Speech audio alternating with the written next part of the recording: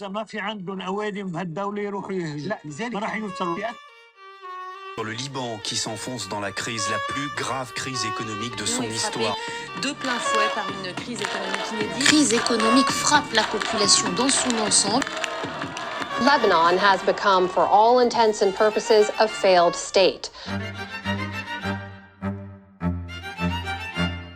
Jamais le Liban n'a eu autant besoin de sa diaspora.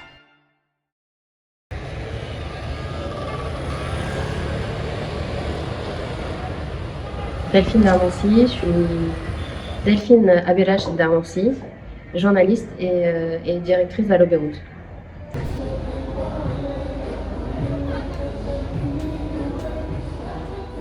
Je m'appelle Nadia, j'ai 25 ans et je vis actuellement au Liban, qui est le pays de ma mère. Mon rapport au Liban, je pourrais le caractériser de amour-haine. Je me sens rejetée d'une certaine manière parce que je peux pas avoir la nationalité. Au Liban, les mères peuvent pas transmettre la nationalité à leurs enfants. Et ça a été important pour moi de revenir au Liban. Pourquoi, je sais pas vraiment.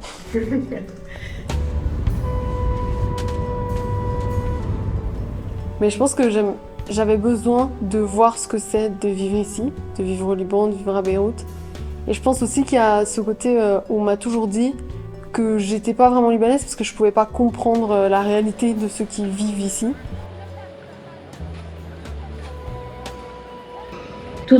Pratiquement tous ceux qui ont l'opportunité de partir pour du travail partent à un moment donné. Quand ils avaient l'opportunité de partir, ils sont partis en tout cas.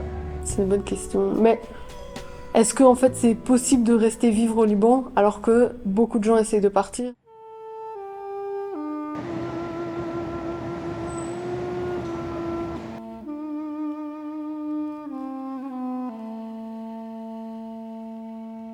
Opportunité, est-ce que tu arrives à te projeter et vivre ici vraiment sur le long terme? C'est chaud. Je pense que ce qui joue, c'est que la situation du Liban, elle a jamais été top. Donc là, c'est bien pire actuellement, mais demain, je suis même pas sûre que ça aille mieux. En fait, si ça se trouve, demain, ce sera pire. Donc il faut pas attendre le bon moment. Et en fait, il n'y a pas de bon moment pour venir au Liban. C'est ça aussi, de manière générale.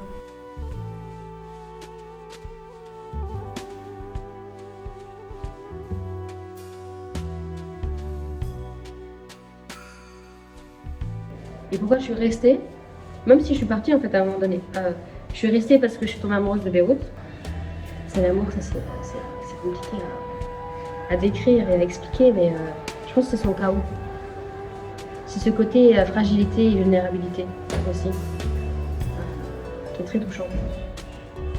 Le Liban, c'est un pays merveilleux, c'est un pays qui a énormément de richesses, qui a énormément de potentiel et que c'est comme un bureau qui est mal géré. Il a beau avoir un super projet et un super bâtiment, si c'est mal géré, ça devient un peu chaotique. C'est ce qui se passe ici. Et je pense que si on a un changement au niveau politique, les bons côtés du Liban ne feront que ressortir. Je pense que, en tout cas, la révolution, ça a été une très grande étape. On oublie un peu, c'est une sorte d'acquis.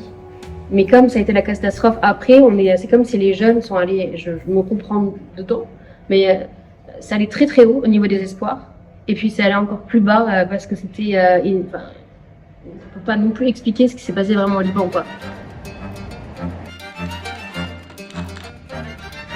C'est-à-dire que pour les jeunes, c'est leur premier acte. Donc ils ont l'impression qu'ils ont perdu, quoi. Alors que être plus de 2 millions dans les rues pour critiquer toute la classe politique, c'est une victoire en soi, quoi. C'est juste magnifique. C'est important que cette nouvelle génération ont pu aller dans la rue et crier leur colère contre un gouvernement. Et ça, ils vont le rappeler peut-être dans quelques années quand ils auront l'occasion, petit à petit, tout pousser, quoi. Le Liban, il existe parce qu'il y a des gens qui sont ici et parce qu'il y a des gens qui sont ailleurs, main dans la main, et que l'un sans l'autre, ça va pas. Je pense que l'espoir, c'est jamais rationnel. Que si on n'a pas d'espoir, on laisse le pays mourir.